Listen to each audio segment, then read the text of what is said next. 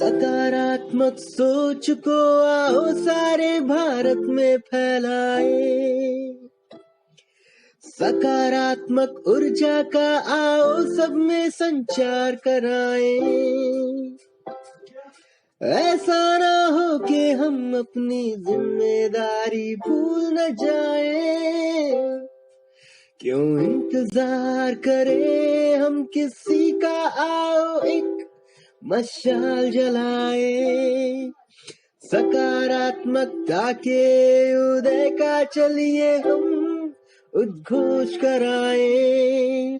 RJS जय हिंद के नारों से अपना देश जगाएं। मैं RJS JPS के BS के द्वारा आज़ादी की अमृत गाथा का श्रृंखलाबद्ध 75वें कार्यक्रमों का हिस्सा बनकर मुझे खुशी हो रही है।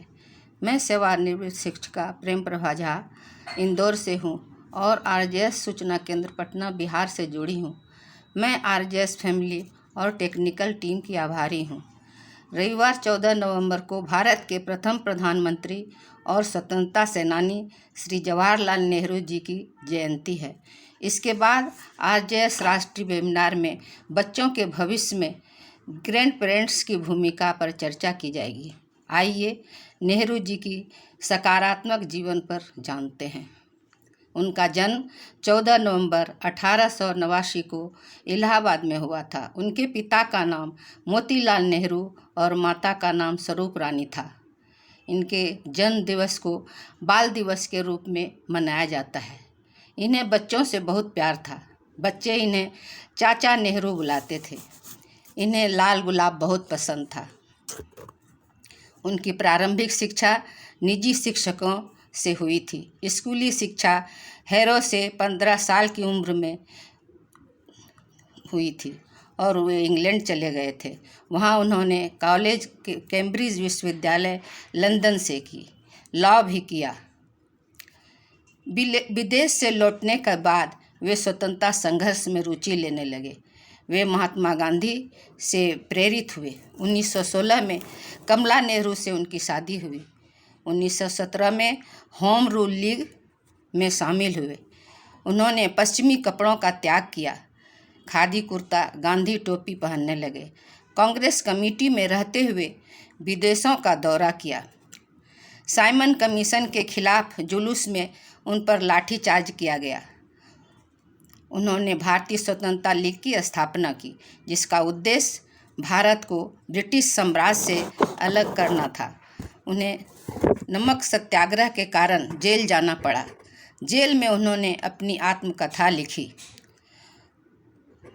इंदिरा गांधी जी को पत्र के बहाने उन्होंने विश्व का इतिहास अध्याय दर अध्याय लिख डाला। 1942 में भारत छोड़ो आंदोलन में भाग लिया। वे जीवन में 9 बार जेल गए। 1947 में स्वतंत्र भारत के प्रथम प्रधानमंत्री बने।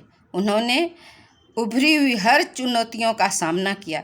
वे आधुनिक भारत के निर्माता थे। आज़ाद भारत को समृद्ध बनाने में उनका अहम योगदान रहा है।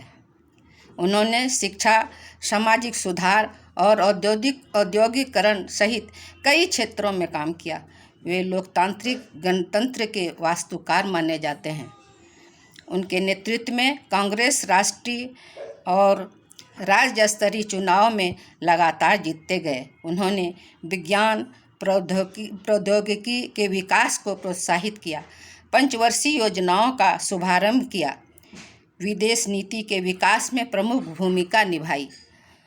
उन्होंने चीन से मित्रता करनी चाहिए, लेकिन हाथ तो बढ़ाया। चीन ने आक्रमण किया। 27 मई 1964 को दिल का दौरा पड़ने से उनकी मृत्यु हो गई। उनकी लोकप्रियता देश और विदेशों में आज भी है। जय हिंद, जय भारत।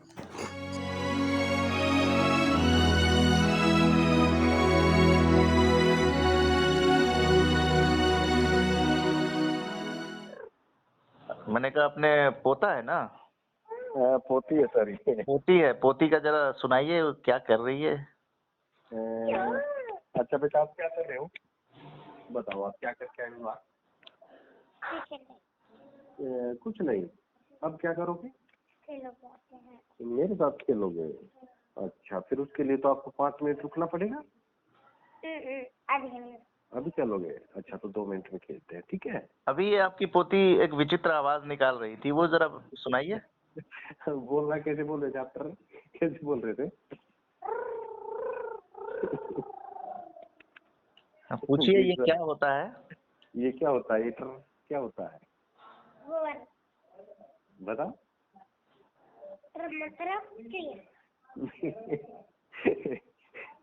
ये तो सर बोल रहे ट्र मतलब सुइया। चलिए, तो मुस्कान के साथ खुश रहिए, खुश रहिए। तो एक दादा और पोती की अभी मुस्कान